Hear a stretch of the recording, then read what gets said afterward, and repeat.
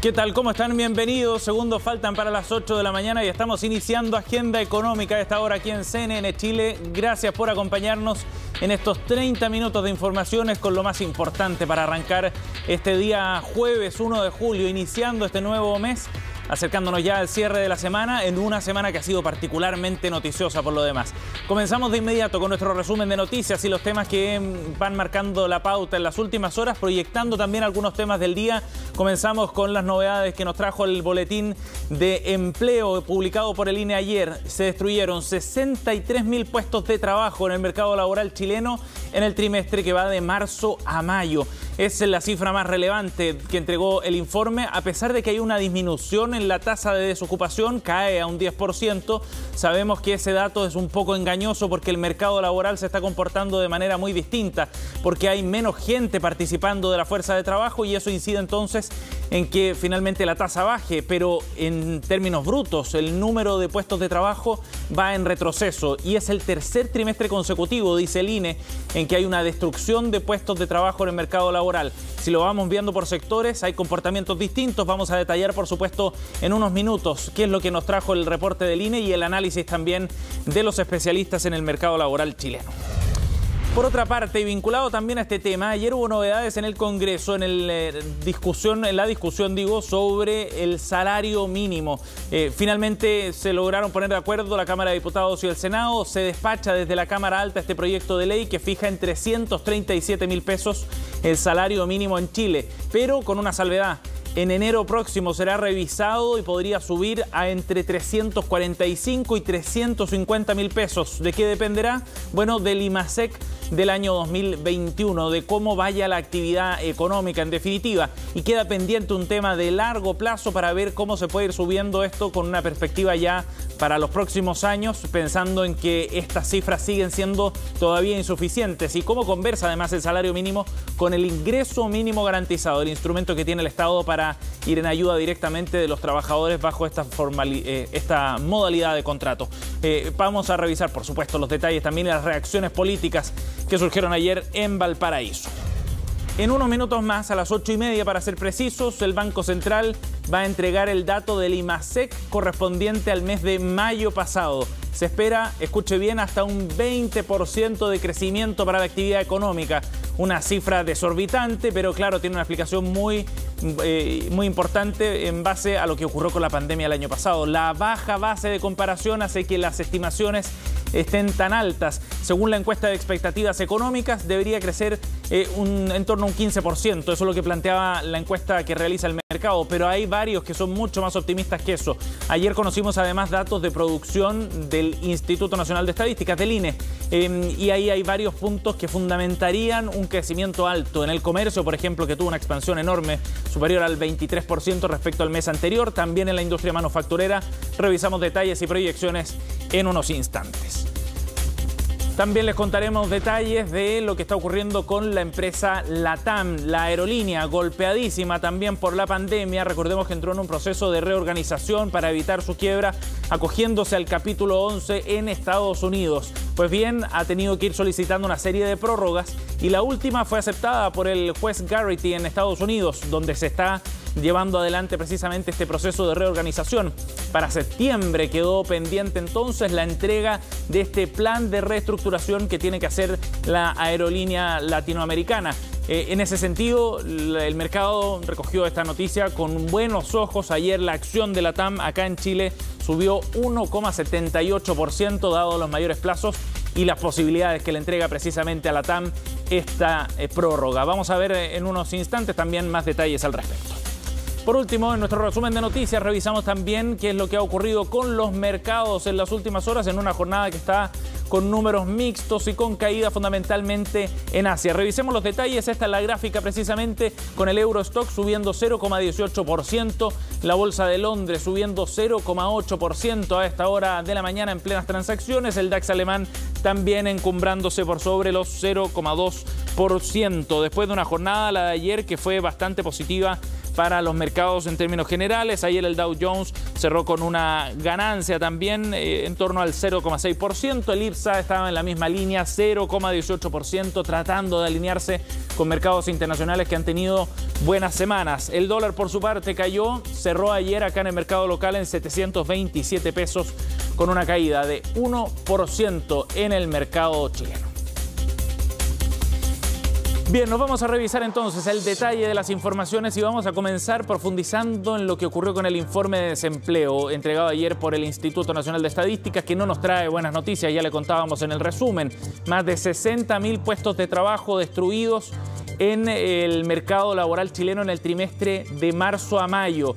Claro que hay otra cifra, que es la que ustedes están viendo en pantalla también, que hay que poner en contexto. Se perdieron 37.000 empleos si es que uno mira la cifra desestacionalizada, es decir, aislando ciertos factores que son más bien temporales. Pero en el neto, que es lo que nos importa al final del día, son 63.000 puestos de trabajo destruidos entre marzo y mayo. Y como les contábamos, es el tercer trimestre de destrucción de empleo.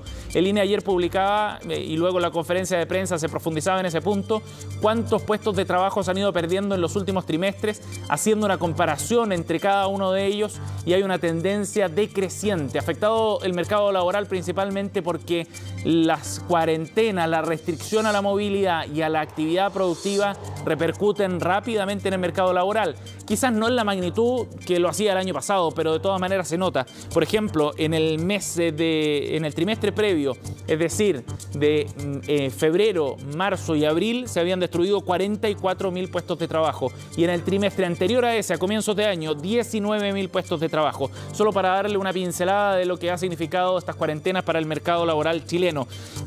Además, hay una disminución en la fuerza de trabajo y eso es bien relevante porque la tasa de empleo, es decir, qué porcentaje de las personas que están en edad de trabajar efectivamente están participando en el mercado, bueno, 50,6% esa es la tasa de empleo, personas que tienen trabajo dentro del total que podría hacerlo. Y ese dato es bien revelador, muestra cómo la tarea pendiente para recuperar puestos sigue cuesta arriba para el mercado chileno. Revisemos cuál fue el análisis desde el INE. Sandra Quijada, la directora del Instituto Nacional de Estadísticas, hacía su análisis sobre el boletín entregado ayer. Si sumásemos, ¿cierto?, los ocupados ausentes relacionados con COVID-19 a la población desocupada, en términos hipotéticos, la tasa de desocupación alcanzaría un 13%, que es levemente mayor a lo observado en el trimestre móvil anterior, que fue de 12,7%. Claro, ahí veíamos una cifra quizás un poco más precisa de cuál sería la tasa de desocupación, porque en el trimestre previo bajó a un 10%, pero sigue siendo una cifra algo engañosa. ¿Qué dijeron en el mercado sobre este dato? Lo que vamos a ver a continuación en las siguientes gráficas para ver cuál ha sido el análisis más específico del sector técnico. El análisis del Banco de Chile, por ejemplo, o de Banchile más bien. Las ayudas fiscales, dicen, y los retiros de fondo pueden estar dificultando el retorno al empleo, y pone sobre la mesa un tema que puede ser controvertido, pero que tiene mucho de fondo técnico, es decir, cómo hoy día las ayudas monetarias que en buena hora están llegando a las familias también desalientan la búsqueda de trabajo, sumado al temor de los contagios, por supuesto. Revisemos otro de los análisis también hechos ayer para hacer un zoom sobre este informe del desempleo. El análisis de la Cámara Nacional de Comercio pone el foco que al incluir la fuerza de trabajo potencial, es decir, personas que no buscan empleo aun cuando están dispuestas a trabajar, la tasa llegaría a un 20,9%. Por eso les decíamos que este 10% de desocupación puede ser engañoso o más bien una foto muy parcial de lo que está ocurriendo con el mercado laboral. Por último, revisamos nuestra última gráfica con el último análisis del mercado sobre este informe de desempleo. ¿Qué dijo Libertad y Desarrollo? Es probable que en abril-junio, es decir, en el próximo reporte, se observen resultados más negativos en el mercado laboral, factores estacionales, por ejemplo. En el invierno suelen haber algunos factores estacionales que elevan la cifra de desempleo, sumados a las cuarentenas, podrían ir en contra de esta evolución. ¿Qué dijeron en el gobierno? ¿Cuál fue el análisis del Ejecutivo? Es lo que vamos a revisar a continuación. Lamentablemente, efectivamente, el desempleo este mes no fue como hubiéramos querido, pero tampoco es algo que tampoco estuviera fuera tan inesperado, y por eso que el ingreso familiar de emergencia es una herramienta que está disponible en estos momentos difíciles. Esperábamos que la pandemia, ¿no es cierto?, en la medida que se extendiera, como fue en los últimos meses, también afectara la creación de empleo. Esa es una de las razones por las que siempre pensamos que teníamos que extender el IFE, este ingreso familiar de emergencia, de forma universal en estos meses, sobre todo los meses de invierno, y hasta que llegue un poco la primavera. Comparado con el trimestre de igual periodo del año pasado, la cesantía ha disminuido. Poco, pero es señal de que vamos por buen camino. La pandemia ha causado estragos en el empleo. Hemos reducido ya de 2 millones de empleos destruidos a 1 millón. Y la tarea tiene que seguir.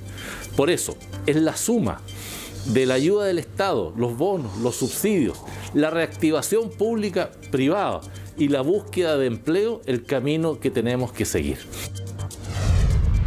Bien, vamos a ir a otro tema, pero vinculado al mercado laboral. Ayer el Senado finalmente despachó el proyecto de reajuste del salario mínimo que quedó listo para ser ley y entrará en vigencia desde ahora. De hecho, con carácter retroactivo, a partir del 1 de mayo se considera este reajuste que sube el salario mínimo a 337.000 pesos desde los 323.000 que corresponden al día de hoy. Ha sido un debate largo porque había una discusión interesante más a largo plazo respecto a cuáles deberían ser los pisos de ingreso mínimo para una persona contratada bajo el salario mínimo, cómo acercarse a la línea de la pobreza, lo que planteaban muchos parlamentarios. Pues bien, en esa línea es que en el 1 de enero próximo se revisará nuevamente el salario mínimo con un reajuste que será automático en función del crecimiento económico que se alcance este 2021. ¿A cuánto podría llegar entonces el salario mínimo para esa fecha? A 345 o 350.000 pesos. Y eso va a depender fundamentalmente del crecimiento económico que se alcance este año. El foco en todo caso está puesto en avanzar con mecanismos de ajuste que en un horizonte de un par de años permitan acercarlo a la línea de la pobreza que está por sobre los 470.000 pesos. Vamos a escuchar algunas de las reacciones del debate de ayer. Escuchamos a los senadores Coloma y Latorre del oficialismo y la oposición sobre cómo quedó este proyecto finalmente despachado desde el Senado. Y lo más importante, a partir del 1 de enero del próximo año, a 350.000 pesos en la medida que la economía crezca un 3% en lo que va del año. Es una mezcla, creo que lo mejor que se pudo, mejorar lo más posible el salario mínimo en función también del crecimiento del país. Es importante también resaltar que se establece una mesa de trabajo para definir quiénes son al final la distribución de los 800.000 personas que reciben salario mínimo, a ver qué tipo de empresas son las que pagan el salario para tratar de ir segmentando en términos de avanzar hacia el ingreso mínimo garantizado que supera la línea de la pobreza, ¿sí? Lo aprobado es insuficiente, es un aumento todavía precario. Nosotros queremos que exista una recuperación económica no precaria y por eso propusimos también que exista una mesa de trabajo y de negociación donde estén los múltiples actores sindicales, empresariales, gremios, técnicos y también obviamente del Ejecutivo y las comisiones de trabajo del Congreso para buscar una propuesta un poquito más de mediano plazo. Eso es lo que debería Chile establecer, metas éticas, sociales y políticas de salarios mínimos no precarios para el trabajo en Chile, para una justa retribución del trabajo en Chile. Claro, y esa perspectiva, ese debate seguro que se va a dar porque varios candidatos presidenciales de derecha o de izquierda han planteado la idea de elevar el ingreso mínimo y de dar esta discusión en definitiva respecto a cuánto es lo que se debería pagar como un piso. Algunos proponen elevar el salario mínimo, otros reforzar este instrumento que tiene el Estado, que es el ingreso mínimo garantizado, que hoy día ocupan solo una fracción de todas las potenciales trabajadoras y trabajadores que podrían llegar a acceder a este instrumento que eleva con un suplemento el salario mínimo en nuestro país. El debate sigue abierto y sin duda en medio de la carrera presidencial también se va a reforzar. Nos vamos a otro tema, 8:13 minutos. Les contábamos que en un rato a las 8:30 se conoce el IMASEC del mes de mayo. Bueno, ayer tuvimos un adelanto de lo que podría venir con una cifra que va a estar sin duda por sobre los 2 dígitos. El mercado está proyectando en torno al 15%. ¿Y cuál fue el adelanto de ayer? Los datos de producción que entregó el Instituto Nacional de Estadísticas. El sector del comercio fue el que más creció, con un alza por sobre el 26%. Los invito a que revisemos detalles de cuáles fueron los resultados de los sectores productivos en el boletín del INE precisamente. Aquí está la descripción. En la producción industrial tuvo un alza importante, 3,5%. Manufactura subió harto también, 8,9%. El sector de producción de electricidad, gas, subió 3,3%. El único que retrocedió fue el de minería. Estos son los resultados anuales. Minería cayó 1,4%. Les contábamos que el comercio tuvo un alza bien relevante, más de 26% de crecimiento en comparación al año anterior, a abril anterior, 72% si lo comparamos con abril del año pasado. Y estas son algunas luces de lo que podría venir, como decíamos, en el informe del indicador mensual de actividad económica, el EMASEC, que conoceremos en minutos por parte del Banco Central. Ahí tendremos el consolidado. En la encuesta de expectativas económicas del banco se esperaba un 15% de crecimiento. Para algunos actores del mercado podría llegar incluso a un 20%. Sigamos revisando otros datos porque estos son los resultados desestacionalizados. Les quitamos los factores temporales y aquí el crecimiento entonces fue muy distinto, con una caída en el caso de la producción industrial de 1,3%.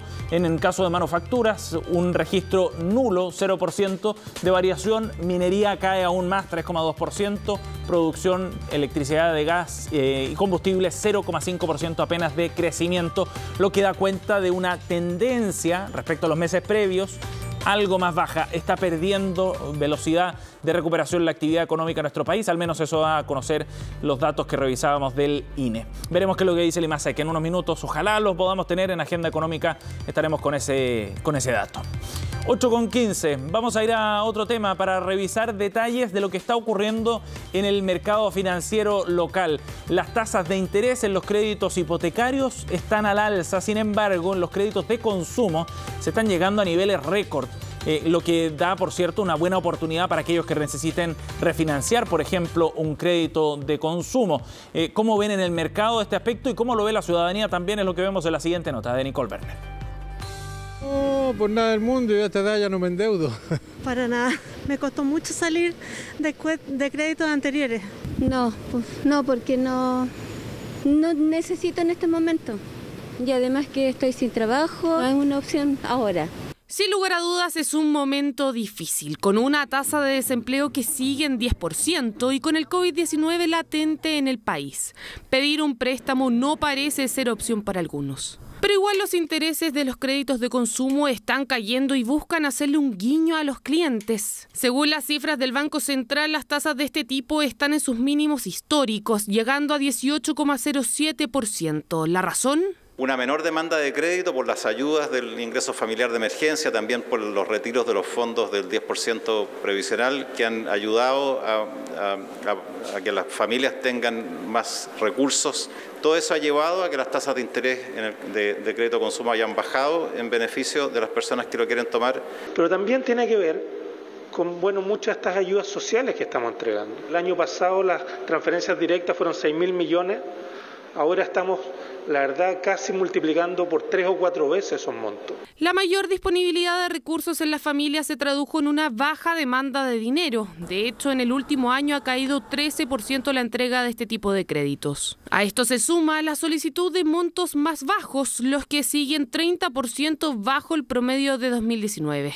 Son créditos más bien de plazos cortos de 3, 4, 5 años y que se usan habitualmente para comprar algún electrodoméstico, un refrigerador, por ejemplo, un televisor. Entonces las personas, como tienen más plata, más liquidez, están solicitando menos créditos de consumo. El mercado ya anticipó un alza de tasas por parte del Banco Central para julio o agosto. ¿Afectará los intereses en consumo? Frente a un aumento de la tasa de política monetaria, yo pienso que el aumento sería muy menor. Por lo tanto, los créditos de consumo o las tasas de crédito de consumo se mantendrían en niveles aún bajos respecto a su historia. Tasas que en plena crisis financiera mundial llegaban a su pique en 2008, bordeando el 40%, y que ahora bajaron a menos de la mitad. Sin embargo, muchos chilenos prefirieron no sobreendeudarse por ahora.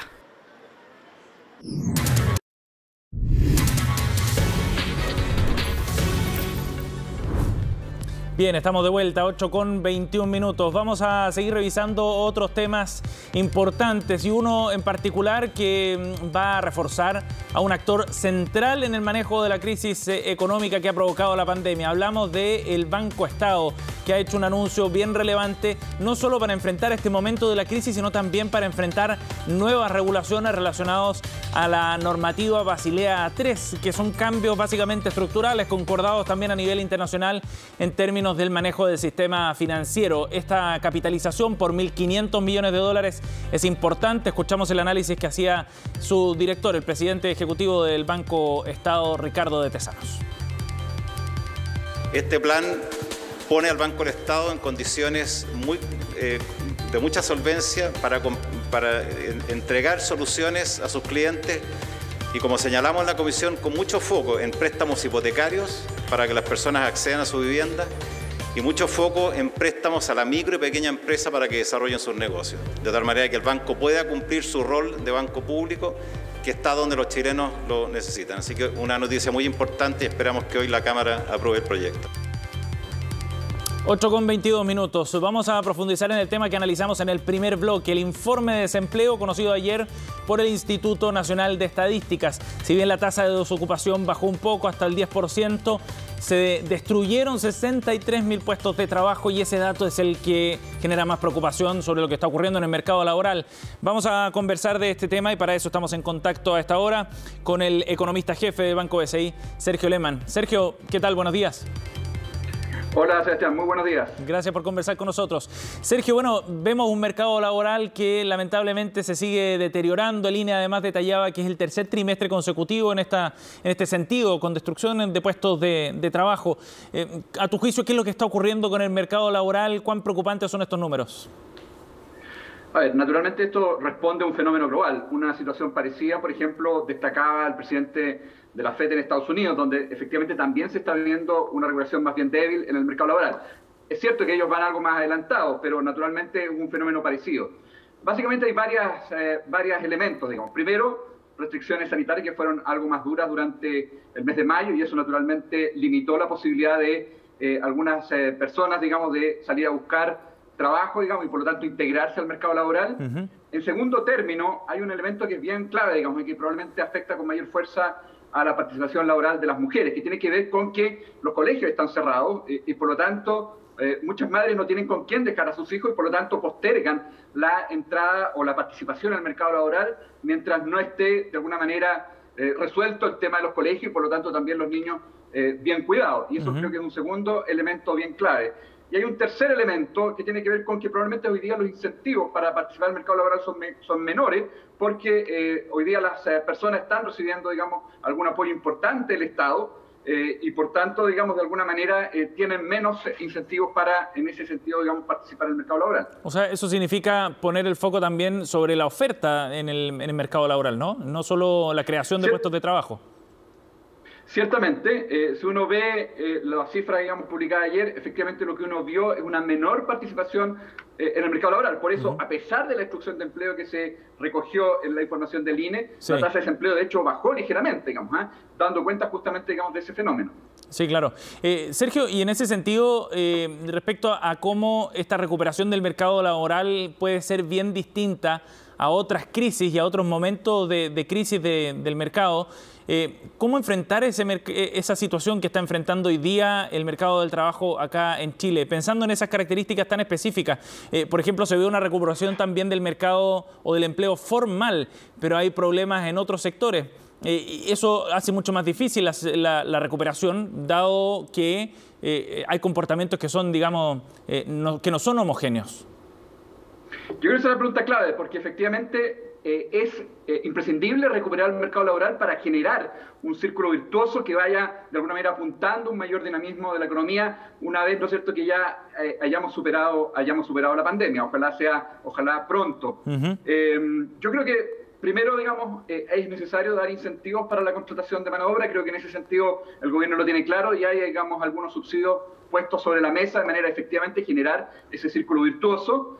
Yo creo que es importante entender que estamos frente a un cambio cultural que ha de alguna manera cambiado la forma en la cual nos relacionamos, por ejemplo a través de compras, a través de canales digitales y fortalecimiento de canales de distribución, y eso hace que, ¿no es cierto?, sea importante generar estos incentivos, aunque hay que entender de que la regulación del mercado laboral va a ser especialmente gradual, y de hecho nosotros estamos previendo que recién probablemente hacia fines del 2022, comienzo del 2023, vamos a alcanzar los niveles de empleos que teníamos antes de la pandemia, porque este cambio cultural ha favorecido, ¿no es cierto?, mayor tecnología, ha favorecido mayor robotización, ha favorecido, digamos, el capital frente al trabajo de manera de responder a la mayor demanda o mayor producción, ¿no es cierto?, que surge a propósito de la regulación que está mostrando la economía. Sergio, interesante eso entonces, porque vamos a ver un desfase entre la recuperación de la actividad económica y la del mercado laboral. Tal cual, y probablemente ahí está la principal paradoja, digamos. Vimos una caída importante, digamos, en el número de empleo en el mes de mayo, en circunstancias que vamos a conocer, digamos, en algunos minutos más, el dato de IMASEC, que va a ser muy positivo, digamos. De hecho, nosotros estamos previendo que esté en torno al 20%, el consenso anda también, digamos, cercano a eso, y por lo tanto se da esa paradoja, digamos, una recuperación muy fuerte de la economía en 12 meses, pero estamos viendo que el mercado laboral tarda en responder. Sí. Sergio, ¿y será posible volver a los niveles de empleo prepandemia? Porque también se habían alcanzado niveles súper altos, en particular porque había, por ejemplo, un fenómeno de migración muy fuerte, habían cambios que venían, digamos, desde hace varios años en el mercado laboral chileno. ¿Podríamos llegar a esos niveles de empleo, en particular a los prepandemia? Yo creo que va a ser lento, probablemente como decía, digamos, recién hacia fines del 2022, comienzo del 2023. Ahora, es importante hacer ver que una vez que se flexibilicen las restricciones que hoy día estamos viendo, bueno, ya hemos visto avances importantes durante los últimos días a propósito de las mejoras en materia de contagio y una situación sanitaria algo más tranquilizadora, pero una vez que veamos eso con más fuerza, probablemente el mercado informal se va a recuperar con relativa rapidez, digamos. Yo creo que en ese ámbito, donde probablemente el factor inmigrante está jugando un rol más importante, creo que va a recuperar y por lo tanto vamos a ir viendo alguna generación de empleo lenta pero positiva hacia los próximos meses. Sergio, dame un minuto porque ya tenemos el dato del Banco Central, del IMASEC, que lo acaba de publicar nada más el Banco Central en su sitio web, 8,28. 18,1%, Sergio, fue el crecimiento de la economía en el mes de mayo. Lo que dice el informe lo tenemos recién publicado, así que está fresco, lo voy a leer textual. Dice que crece 18,1% en comparación con igual mes del año anterior. En la serie desestacionalizada aumentó 2,6% respecto del mes precedente, en un mes que además tuvo un día hábil más que mayo de 2020. Dice que todos los componentes del IMASEC crecieron respecto al mismo mes del año anterior. Destaca en particular las actividades de servicios y del comercio. Básicamente, y esto se sabía, no es una sorpresa, hay un crecimiento fuerte dado en la baja base de comparación del mes de mayo del año anterior, pero también, dice el banco, por una mayor adaptación de los hogares y empresas a la emergencia sanitaria. Sergio, una primera impresión respecto a este número, 18,1%, BCI estaba proyectando un 20%, pero es un dato bien robusto. En una primera lectura, Sergio, bien general, ¿qué te parece el dato? Yo creo que un dato, efectivamente, como bien señalas, bien robusto, está mostrando efectivamente, digamos, una recuperación relevante de la economía. Yo creo que es importante el dato mes contra mes, porque los datos anteriores estaban registrando cifras en 12 meses altas, pero mes contra mes mostraron una ligera caída. Creo que esto es una mejor noticia, da cuenta de este proceso, digamos, de recuperación que está mostrando la economía. Efectivamente, tal como lo señala el Banco Central, se está recogiendo esta mejor capacidad de adaptación frente a las restricciones sanitarias, frente, digamos, a las cuarentenas, que tiene que ver con esto de canales digitales, de distribución que estábamos comentando. Por lo tanto, creo que es una buena señal. Probablemente hacia los próximos meses vamos a seguir viendo cifras de 2 dígitos. El mes de junio, una cifra similar, digamos, a la que acabamos de conocer para el mes de mayo, y vamos a cerrar el año y esa también es nuestra visión, con un crecimiento en torno al 9%, que da cuenta entonces de la capacidad que ha tenido la economía para recuperarse de la mano de esta adaptación, pero además con, ¿no es cierto?, las medidas de apoyo que ha estado entregando el gobierno, que han sido muy potentes, digamos, y que el Banco Central también lo reconoció en su último informe de política monetaria, y que van a permitir que el consumo hacia los próximos meses se mantenga con un muy buen dinamismo. Ya tendremos la oportunidad durante el día de profundizar en este dato. Sergio, gracias por conversar con nosotros, muy amable. Gracias a ti, que estés muy bien. Muy buenos días a todos. Chao. 8:30, cerramos rápidamente agenda económica, gracias por acompañarnos, luego estaremos revisando más detalles, por supuesto, del IMASEC del día de hoy. Vienen las noticias internacionales con Jacinta Molina.